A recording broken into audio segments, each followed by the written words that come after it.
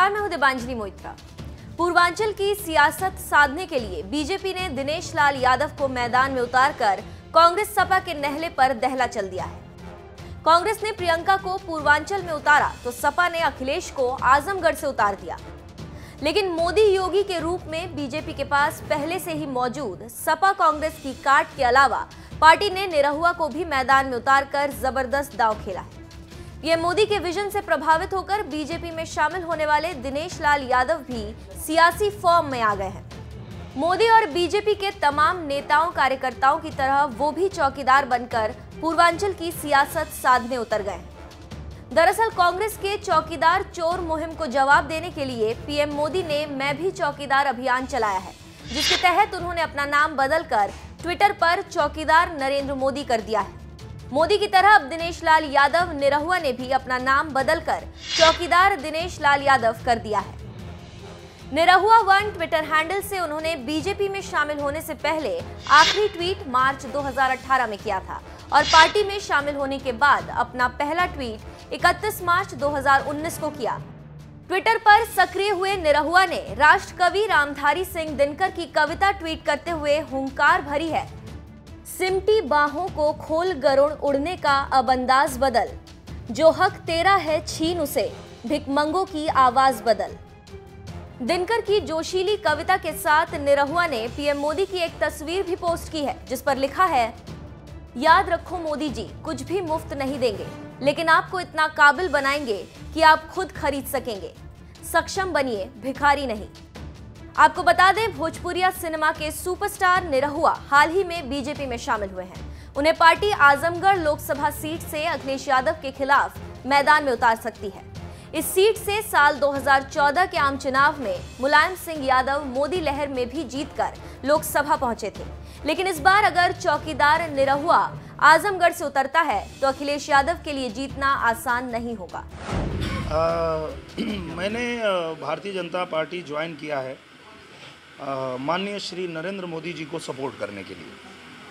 आज पूरा देश चाहता है कि माननीय नरेंद्र मोदी जी फिर से देश के प्रधानमंत्री बने, और उनको रोकने के लिए कुछ लोग हैं, अपने ही देश के लोग हैं, जो निजी स्वार्थवश उनको रोकना चाहते हैं। वो चाहते हैं कि नरेंद्र मोदी जी फिर से प्रधानमंत्री ना बने। और संयोग की बात देखिए कि यही हमारा पड़ोसी मुल्क भी चाहता है, पाकिस्तान भी चाहता है कि फिर से नरेंद्र मोदी जी प्रधानमंत्री ना बने, और वही हमारे यहाँ के विपक्ष के नेता भी चाह रहे हैं। वो भी एकजुट हो रहे हैं, वो भी पाकिस्तान के सुर में सुर मिला रहे हैं। वो भी चाहते हैं कि नरेंद्र मोदी जी प्रधानमंत्री ना बने। लेकिन मेरा ऐसा मानना है कि नरेंद्र मोदी जी फिर से देश के प्रधानमंत्री बने, और इसमें मेरा जो भी सहयोग होगा वो सहयोग देने के लिए मैंने भारतीय जनता पार्टी ज्वाइन की है। क्या प्राथमिकता क्या रहेगी आपकी जनता के बीच? मेरी जनता के बीच यही प्राथमिकता है कि मैं लोगों को यही बताना चाहता हूँ, सच क्या है, झूठ क्या है। मैं उनसे ये अनुरोध करना चाहता हूँ, मैं जाऊँगा जनता के बीच में तो मैं यही बताऊँगा कि हमें जागना होगा, हमें समझना होगा। भेड़ चाल में चलने से ये देश तरक्की नहीं करेगा, आप तरक्की नहीं करोगे। आज आप कहते हैं कि आपके पास नौकरी नहीं है, आप बेरोजगारी ख़त्म नहीं हो रही है। ये सब चीज़ें तब तक ख़त्म नहीं होगी जब तक आप भेड़ चाल में चलोगे। कोई एक आदमी जिधर कह रहा है आप उधर आंख बंद करके चल रहे हैं तो फिर गलत होगा। मैं कहता हूँ मेरे कहने पे भी मत चलिए, आप डिसाइड कीजिए, आप सोचिए, अपने दिमाग से सोचिए कि आपके सामने जो चीज़ें हैं उसमें गलत क्या है, सही क्या है।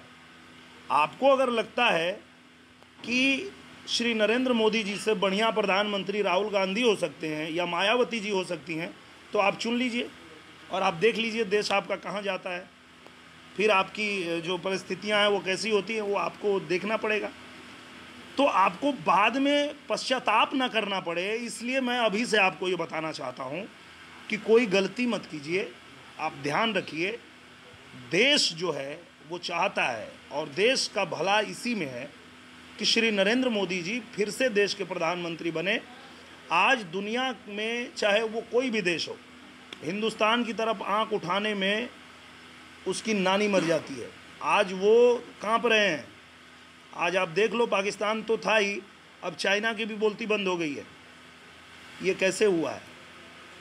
ये यशस्वी प्रधानमंत्री हमारे श्री नरेंद्र मोदी जी ने देश को इस तरीके से प्रेजेंट किया है, ऐसे मजबूत किया है कि आज हमारा देश जो है इस स्थान पे आके खड़ा हुआ है।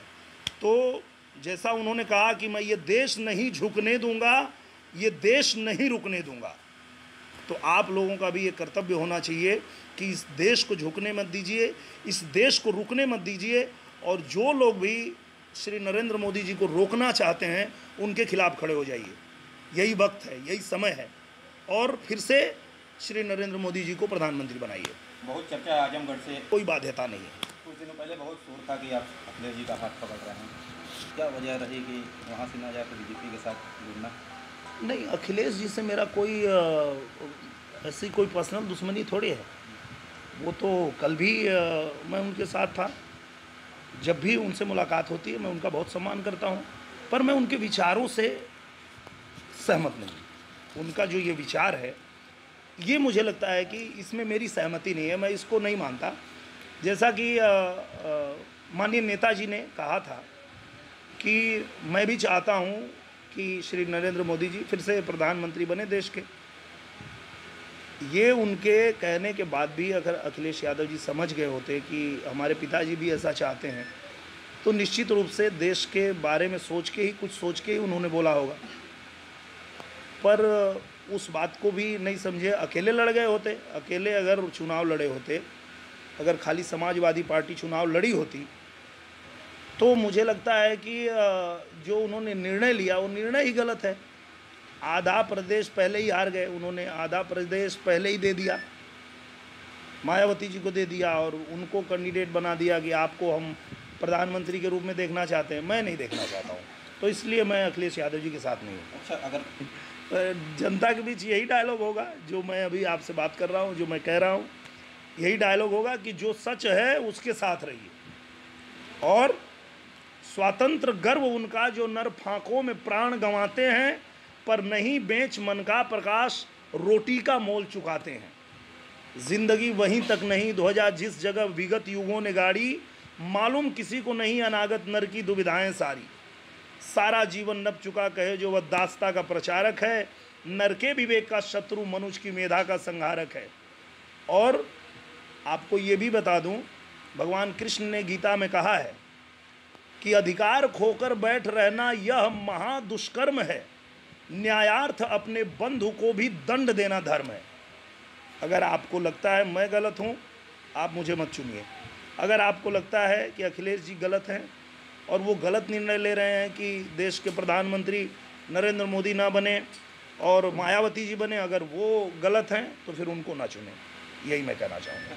संभल जिले के नेताजी हैं फिरोज खान जी, वो कह रहे हैं कि बीजेपी नचनिया दोनों को पार्टी ज्वाइन करा रही है, इस तरह के बयान दे रहे हैं। ये किस पार्टी के हैं?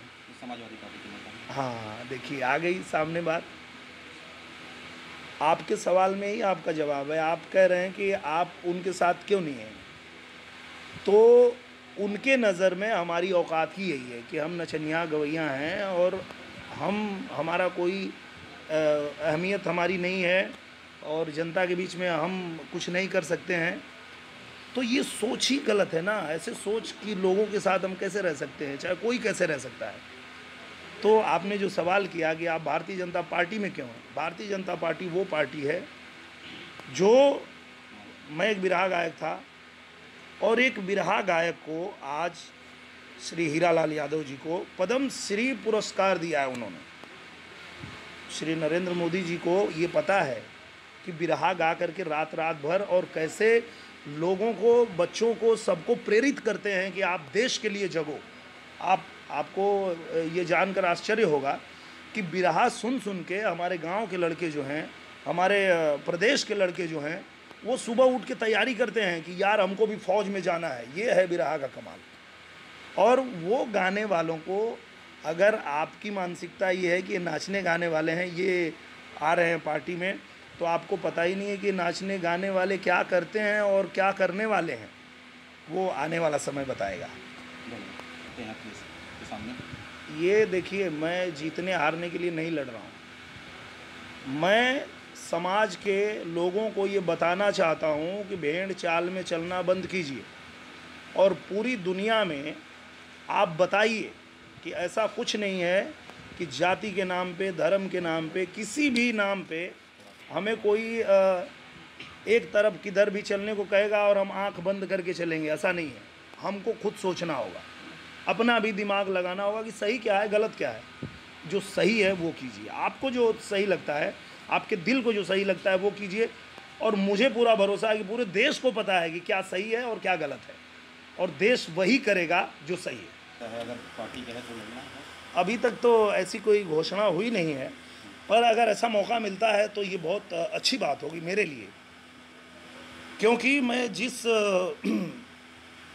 चाहत के साथ आया हूँ और जो मैं चाहता हूँ कि जो है देश के लिए क्या भला है, क्या बुरा है, उसके बारे में सभी लोग सोचें, समझें, उसके बाद चुनें।